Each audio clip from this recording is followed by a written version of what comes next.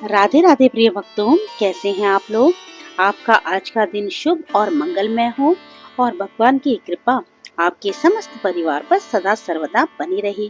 आज आप सुनिए आषाढ़ माह महात्म्य का अध्याय 23। आज के अध्याय में आप जानेंगे कि किस प्रकार से श्री ब्रह्मा जी ने नारद जी के मन में उठने वाले संशयों का निवारण किया। श्री ब्रह्मा जी नारद जी से बोले, सुनो, मैं रहस्यमय उत्तम धर्म का वर्णन करता हूँ। 4 प्रकार के तीर्थ हैं, 4 ही युग हैं, 3 गुण, 3 पुरुष और 3 ही सनातन देवता हैं। स्मृतियों सहित वेद 4 बताए गए हैं, पुरुषार्थ भी 4 हैं और वाणी के भी 4 ही भेद हैं। ये सब समान है। धर्म सर्वत्र एक ही है क्योंकि वह सनातन है। साध्य और साधन के भेद से उसके अनेक रूप माने गए हैं। धर्म के 2 आश्रय हैं, देश और काल। काल के आश्रित जो धर्म है वह सदा घटता बढ़ता रहता है। युगों के अनुसार उसमें एक एक चरण की न्यूनता होती जाती है। काल आश्रित धर्म भी देश में सदा प्रतिष्ठित रहता है। युगों का क्षय होने पर देश आश्रित धर्म की हानि नहीं होती। जो धर्म दोनों आश्रयों से हीन है उसका अभाव हो जाता है, अतः देश के आश्रित रहने वाला धर्म अपने चारों चरणों के साथ प्रतिष्ठित होता है। देश आश्रित धर्म भिन्न भिन्न देशों में तीर्थ रूप में स्थित रहता है। सतयुग में धर्म देश और काल दोनों के आश्रित होता है। त्रेता में उसके 1 चरण की, द्वापर में 2 चरणों की और कलयुग में उसके 3 चरणों की हानि होती है।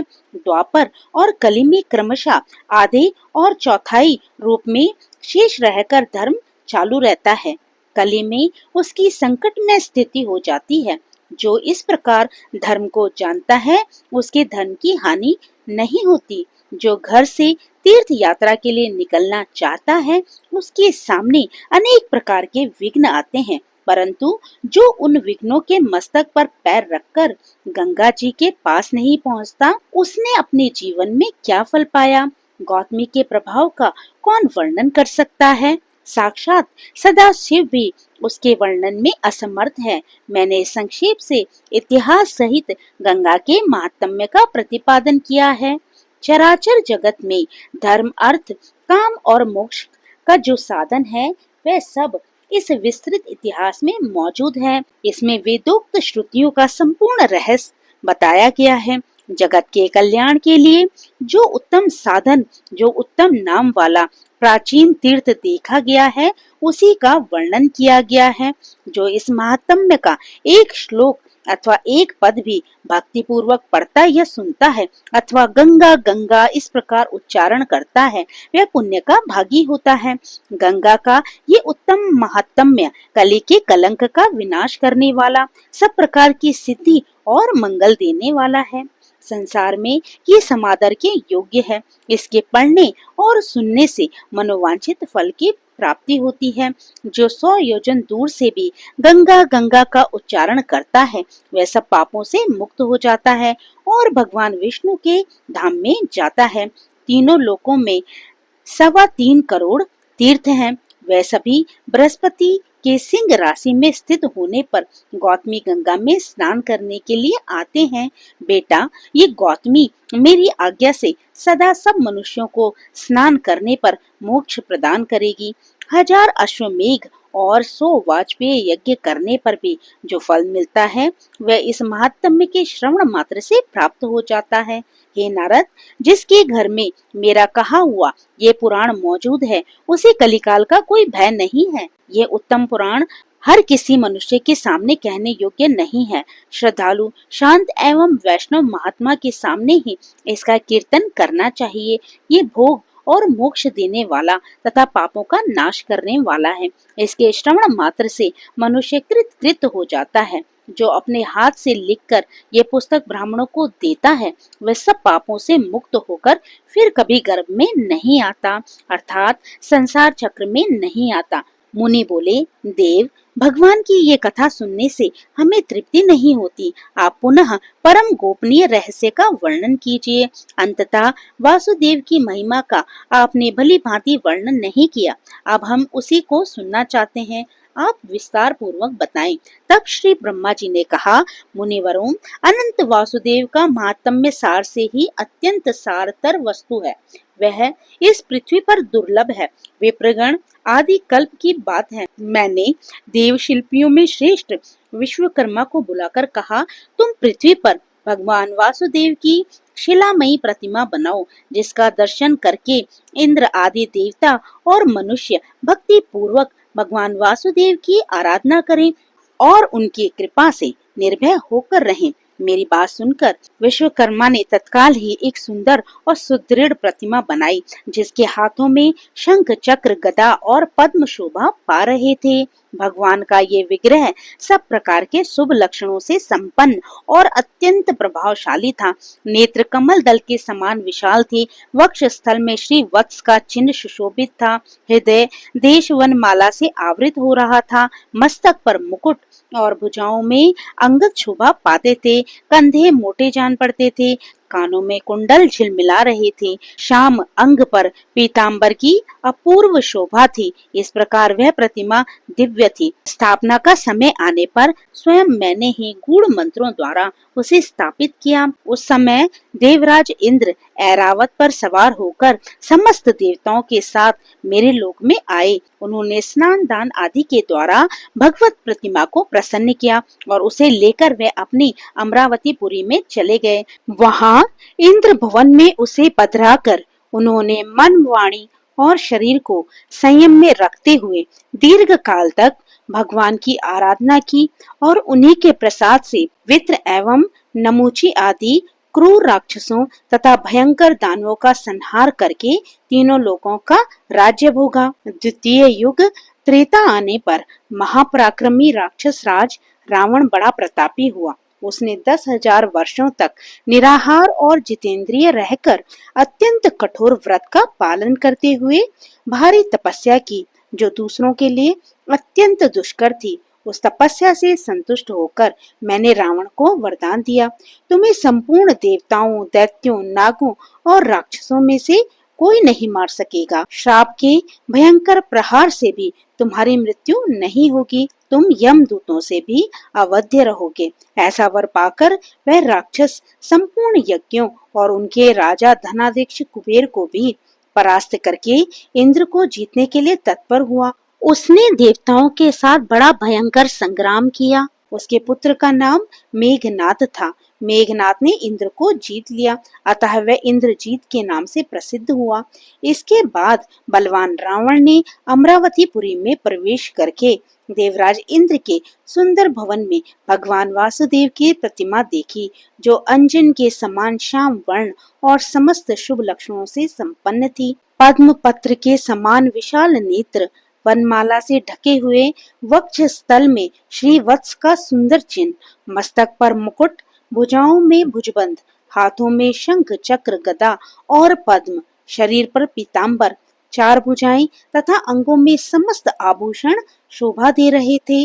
वह प्रतिमा समस्त मनोवांछित फलों को देने वाली थी।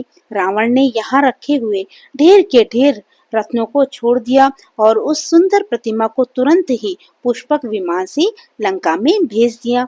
वहां रावण के छोटे भाई धर्मात्मा विभीषण नगर अध्यक्ष थे। वे सदा भगवान नारायण के भजन में लगे रहते थे।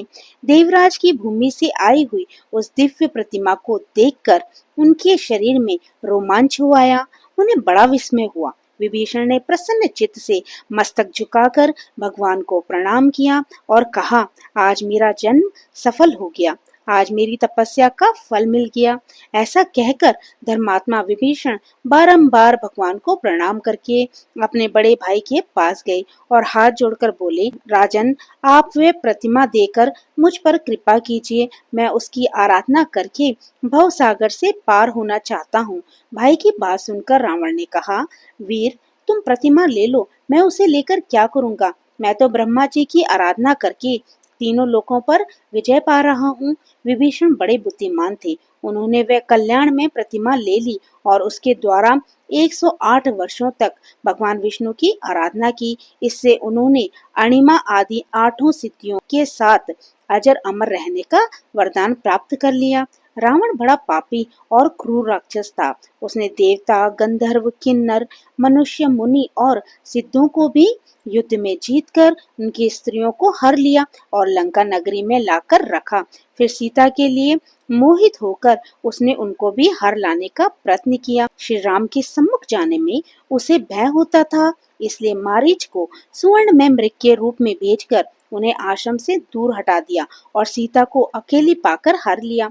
इसका पता लगने पर लक्ष्मण सहित श्री राम को बड़ा क्रोध हुआ। उन्होंने रावण को मार डालने का निश्चय किया। इस कार्य में सुग्रीव सहायक हुए। सुग्रीव का बाली के साथ वैर था, अतः श्री राम ने बाली को मारकर सुग्रीव को किष्किंधा के राज्य पर अभिषिक्त कर दिया और अंगद को युवराज बनाया। फिर हनुमान नल, नील, जाम्बुवान, गवय और गवाक्ष और पाटिन आदि असंख्य महाबली वानरों के साथ कमल नयन श्री राम ने लंका की यात्रा की। उन्होंने समुद्र में पर्वतों की बड़ी बड़ी चट्टानें डालकर पुल बंधाया और विशाल सेना के साथ समुद्र को पार किया। रावण ने राक्षसों को साथ लेकर भगवान श्री राम के साथ घोर संग्राम किया। परम पराक्रमी श्री रघुनाथ जी ने महोदर, यमांतक, कुंभ, मालद्य, माल्यवान, कुंभकर्ण तथा रावण को मारकर विदेह कुमारी सीता को अग्नि परीक्षा द्वारा शुद्ध प्रमाणित किया और विभीषण को राज्य देकर भगवान वासुदेव की प्रतिमा को साथ लेकर वे पुष्पक विमान पर आरूढ़ हुए और अनायास ही पूर्वजों द्वारा पालित अयोध्या नगरी में जा पहुँचे। भक्त वत्सल श्री रघुनाथ जी ने अपने छोटे भाई भरत और शत्रुघ्न को भिन्न भिन्न राज्यों पर अभिषिक्त किया और स्वयं सम्राट की भांति समस्त भूमंडल के राज्य पर आसीन हुए। उन्होंने अपने पुरातन स्वरूप श्री विष्णु की उस प्रतिमा की आराधना करते हुए समुद्र पर्यंत पृथ्वी का 11,000 वर्षों तक पालन किया। उसके बाद वे अपने वैष्णव धाम में प्रवेश कर गए। उस समय श्री राम ने वह प्रतिमा समुद्र को दे दी और कहा, अपने जल और रत्नों के साथ तुम इस प्रतिमा की भी रक्षा करना। द्वापर युग आने पर जब जगदीश्वर भगवान विष्णु पृथ्वी की प्रार्थना से कंस आदि का वध करने के लिए बलभद्र जी के साथ वासुदेव जी के कुल में अवतीर्ण हुए, उस समय नदियों के स्वामी समुद्र ने उस परम दुर्लभ पुण्यमय पुरुषोत्तम क्षेत्र में संपूर्ण लोगों का हित करने के लिए उक्त प्रतिमा को प्रकट किया, जो संपूर्ण मनोवांछित फलों को देने वाली थी।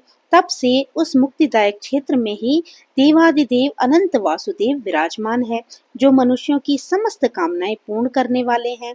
जो लोग मन, वाणी और क्रिया द्वारा सदा सर्वेश्वर भगवान अनंत वासुदेव की भक्ति पूर्वक शरण लेते हैं, वे परम पद को प्राप्त होते हैं। भगवान अनंत का एक बार दर्शन, भक्ति पूर्वक पूजन और प्रणाम करके मनुष्य राज्य, सूर्य यज्ञ और अश्वमेघ यज्ञों से 10 गुना फल पाता है। वह समस्त भोग सामग्री से संपन्न, छोटी छोटी घंटियों से सुशोभित, सूर्य के समान तेजस्वी और इच्छा अनुसार चलने वाले विमान से बैकुंठ धाम में जाता है। उस समय दिव्यांगनाएं उसकी सेवा में रहती है और गंधर्व उसके यश का गान करते हैं। वे अपने साथ कुल की 21 पीढ़ियों का भी उद्धार कर देता है। मुनियों, इस प्रकार मैंने भगवान अनंत के संबंध में कुछ निवेदन किया। कौन ऐसा मनुष्य है जो 100 वर्षों में भी उनके गुणों का वर्णन कर सके? इस प्रकार मनुष्यों को भोग और मोक्ष देने वाले परम दुर्लभ पुरुषोत्तम क्षेत्र तथा अनंत वासुदेव के महात्म्य का वर्णन किया गया। पुरुषोत्तम क्षेत्र में शंख, चक्र, गदा, पद्म और पीतांबर धारण करने वाले कमल नयन भगवान श्री कृष्ण विराजमान है, जिन्होंने कंस और केशी का संहार किया था। जो पुरुषोत्तम क्षेत्र में कल्प वृक्ष के पास जाकर शरीर त्याग करते हैं, वे निसंदेह मुक्त हो जाते हैं। जो मानव बिना इच्छा के भी वहां प्राण त्याग करता है, वह भी दुख से मुक्त होकर दुर्लभ मोक्ष प्राप्त कर लेता है। जो मनुष्य एक बार भी श्रद्धा पूर्वक भगवान पुरुषोत्तम का दर्शन कर लेता है, वह सहस्त्रों पुरुषों में उत्तम है। भगवान प्रकृति से परे और पुरुष से भी उत्तम है, इसलिए वेद, पुराण तथा इस लोक में पुरुषोत्तम कहलाते हैं। जो पुराण और वेदांत में परमात्मा कहे गए हैं, वह ही संपूर्ण जगत का उपकार करने के लिए पुरुषोत्तम रूप से विराजमान है। पुरुषोत्तम क्षेत्र के भीतर मार्ग में, शमशान भूमि में, घर के मंडप में, सड़कों और गलियों में जहाँ कहीं इच्छा या अनिच्छा से भी शरीर त्याग करने वाला मनुष्य मोक्ष का भागी होता है। पुरुषोत्तम तीर्थ के समान किसी तीर्थ का महात्म्य ना हुआ है और ना होगा। मैंने उस क्षेत्र के गुणों का एक अंश मात्र यहाँ बताया है। कौन पुरुष 100 वर्षों में भी उसके समस्त गुणों का वर्णन कर सकता है। मुनियों, यदि तुम सनातन मोक्ष पाना चाहते हो तो आलस्य छोड़कर उस पवित्र तीर्थ में निवास करो। व्यास जी कहते हैं, अव्यक्त जन्मा ब्रह्मा जी के ये वचन सुनकर मुनियों ने वहां निवास किया और परम पद प्राप्त कर लिया। हे ब्राह्मणों, यदि आप लोग भी मोक्ष प्राप्त करना चाहते हो तो परम उत्तम पुरुषोत्तम क्षेत्र में निवास करो। जय श्री कृष्णा, राधे राधे। आज का अध्याय यहीं पर विराम लेता है। इससे आगे की कथा आप आने वाले अध्याय में सुनेंगे। तो भक्तों, प्रभु का नाम हर समय लेते रहिए। हर सांस के साथ प्रभु के नाम का कीर्तन और सुमिरन करते रहिए। कलयुग केवल नाम आधारा, सुमिर सुमिर नर उतर ही पारा। जय श्री कृष्णा, राधे राधे।